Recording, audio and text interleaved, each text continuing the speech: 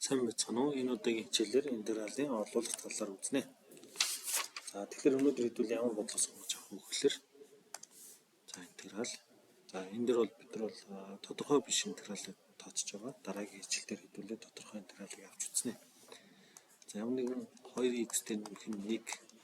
За үүний дөрвөн зэрэгт байлаа гэж бодъё. За эндээс ингээ интеграл авах юм бол энийг бол мэдээж биномийн задрагаар задлаад за тэгээд гишүүн бүртлэнгээс бол тус бүхний интеграл авч болно. Жишээлбэл 2x-ийн дөрвөн зэрэгт за нэг 4-ийг үржих нь 2x-ийн 3 зэрэгт за нэмэх нь 6-г үржих нь 2x-ийн 2 зэрэгт за нэмэх нь 4-ийг үржих нь 2x за нэмэх нь 1 гэмшлэнгээр бичээд үүнийг dx гэдэг интеграл авч болно. За энэс арай өөрөөр хэдүүлээ хэлбэраар яаж хийх вэ гэж. Хэлбэраар хийх юм бол 2x-тэй нэмэх нь 1-ийг бол ямар нэгэн u гэж үзье. За тэгэх юм бол энэ юу болох вэ гэхээр интеграл дөрвөн зэрэгт болно гэсэн үг. За үржих нь dx. За тэгвэл эндээс юу болох вэ гэхээр хоёр талаас нь өөрчлөлт авъя. Өөрчлөлт 2x нэмэх нь 1 өөрчлөлт du гэж. За эндээс юу болох вэ гэхээр өөрчлөлт нь 2x-ийн өөрчлөлт бол 2dx болно. За 1-ийн өөрчлөлт бол тэг. За тэнцүү du болно. За эндээс dx-ийг болох юм бол du хуваах нь 2 болно гэсэн үг. За энийг авчиад бид нар яг хөглөр энд орлуулж болно гэсэн үг. За ингэх юм бол интеграл юу болох вэ гэхээр u 4 үржих нь du хуваах нь 2 болно гэсэн үг. За одоо бид нар бол энийг бол интегралчилж болно. Юу болох вэ гэхээр зэрэг дээр 1-ийг нэмээд нэмсэн зэрэгт нь хуваачна. За ингэх юм бол юу болох вэ гэхээр u-гийн 5 зэрэгт за ингээд хуваах нь 5. За энд 2 байгаа. За ингэх юм бол u-гийн 5 зэрэгт хуваах нь 10. За эндээс нэг юм алдсан байна. Юу гэхээр интеграл авахар тогтмол тоо гарч ирнэ. За эргүүлээд эндээс уламжлал авч харах юм бол юу болох вэ гэхээр тогтмол тоо арилгах хэрэгтэй байгаа. За энэ бол ямар нэгэн тогтмол тоо. За ингээд u маань бол 2x-тэй нэмэх нь 1 бөгөөд энд ингээ орлуулах юм бол 2x-тэй нэмэх нь 1-ийн 5 зэрэгт хуваах нь 10 нэмэх нь c гарна гэсэн үг. Нэгсний бид энийгээ бодоход интеграл аваад бодоход яг мөн адил яг ийм хариу гарч ирнэ гэсэн үг. За дараагийн жишээ авъя. Дараагийн жишээ юу болох вэ гэхээр 2-ийн 2x-тэй нэмэх нь 1. За эндээс dx-ээр нь интеграл авъя. За энүүний интеграл юу болох вэ гэж. За тэгвэл мөн адил 2x-тэй нэмэх нь 1-ийг хэдүүлээ дахиад u гэж үзье. За тэгэх юм бол юу болох вэ гэхээр e-гийн u зэрэгт болно. За дахиад эндээс бол хоёр талаас нь өөрчлөлт авах юм бол яг энэ өмнөхтэй адилхан гарч ирнэ. Юу болох вэ гэхээр 2dx гэдэг маань бол du болно. Тэгээд dx гэдэг маань бол du хуваах нь 2 болно гэсэн. За одоо dx-ийн хооронд энийг орлуулах юм бол юу болох вэ гэхээр энийг авчиад энийг орлуулна гэсэн. За тэгвэл юу болох вэ гэхээр үржих нь du хуваах нь 2. За бид нар e-гийн u-гийн e-x-ийн интегралыг мэднэ. За эндээс бол e-x өөрөө гарч ирдэг байгаа. За ингээд бодох юм бол юу болох вэ гэхээр e-гийн u өөрөө гарч ирээд хуваах нь 2. За нэмэх нь c гэсэн тогтмол тоо гарч ирнэ гэсэн. За эндээс u-гаар бид нар орлуулах юм бол e-гийн 2x нэмэх нь 1 хуваах нь 2 нэмэх нь c гэсэн хариу гарч ирж байна гэсэн. Дахиад орлуулах арга дээр өөр жишээ авч үзье.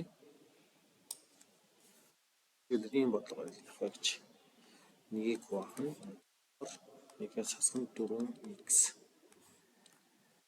dx гэснээс интеграл авч үзүүлье.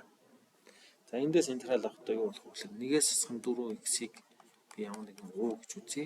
За тэгвэл бидний бичиж байгаа юм юу болох вэ гэхээр 1-ийг хуваах нь язгуурдаар u байна гэсэн үг. За тэгээ үржих нь dx. За тэгвэл dx маань бол u-гаар орлуулад юу болох вэ гэдгийг харъя. За эндээс хоёр талаас нь өөрчлөлт авъя. d1-ээс өөрчлөлттэй u болно. За эндээс бол нэгийн өөрчлөлтийг за энд бол хасах 4 гэсэн өөрчлөлт хасах 4 dx тэнцүү du болно гэсэн. За эндээс dx-ийг олох юм бол du хуваах нь хасах 4 байна гэсэн. За энийг ийш нь одоо орлуулна. Очоод энд орлуулъя. За энд орлуулвал юу болох вэ гэхээр тэнцүү энд чинь нэгийг хуваах нь язгуурдар U үүрчих нь ДУ хуваах нь хасах дөрөв.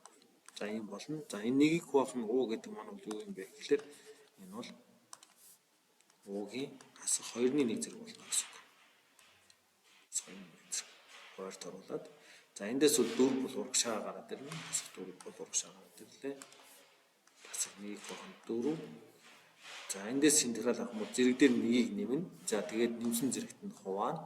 За тэгвэл юу болох вэ гэхээр тэнцүү хасах 4-ний 1 за нэмэх нэгийг нэмэх юм бол 2-ны 1 зэрэг болно. Нэмсэн зэрэгт нь хавал 2-ны 1-т хуваана гэсэн үг. За энэ дээр нэмэх нь c байгаа. Томчлогын c-г мартах гэдэг. c тэнцүү болох вэ гэхээр энэ хоёр хүртүрт гарч ирээд дөрөвтөө хураагдана. Тэгэхээр хасах 2 за тэгээд U-гийн 2-ны 1 зэрэг нэмэх нь c буюу хасах тэмдэгтээ 2 язгуурдар U нэмэх нь c гэсэн үг. За U гэдэг маань бол юу вэ гэхээр 1-ээс 4x гэх юм бол хасах язгуурдар 1-ээс 4x хуваах нь 2 нэмэх нь c гэсэн үг. За эндээс бид нэр эргүүлээд уламжлал аваад энэ хариуг шалгаж болно. За тэгэх юм бол уламжлал авах юм бол юу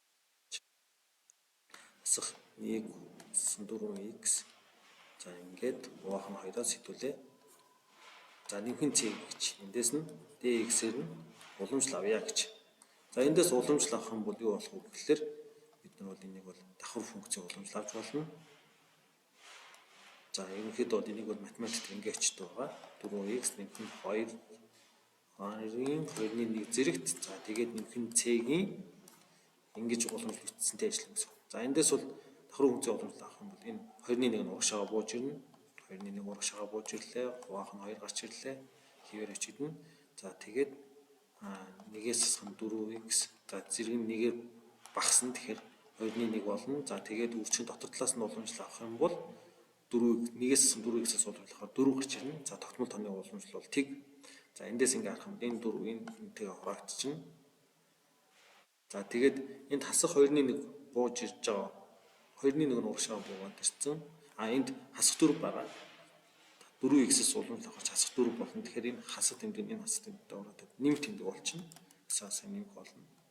За нэгсний хасах 4x-ийн уламжлал бол хасах 4 байгаа гэсэн үг. За эндээс ингээ харах юм бол юу болчихно вэ гэхээр 1-ээс 4x-ийн хасах 2-ны 1 зэрэг байна гэсэн. За энэ бол өөрөө юу болох вэ гэхээр нэгийг хуваах нь язгуурдар 1-ээс хасах 4x гэх хэмжлэнгээр бодно гэсэн. За иймэрхүү маягаар бол бид нар интегралаа зөв авсан уу үгүй гэдгээ шалгаж болох нэ. Уламжлал аваад эргүүлээд хариунд гарч ирж гин үгүй гэдээ шалгаж болох юм. За иймэрхүү маягаар ерөнхийдөө бол орлуулах аргыг интегралд ашиглаж боддог байх нэ.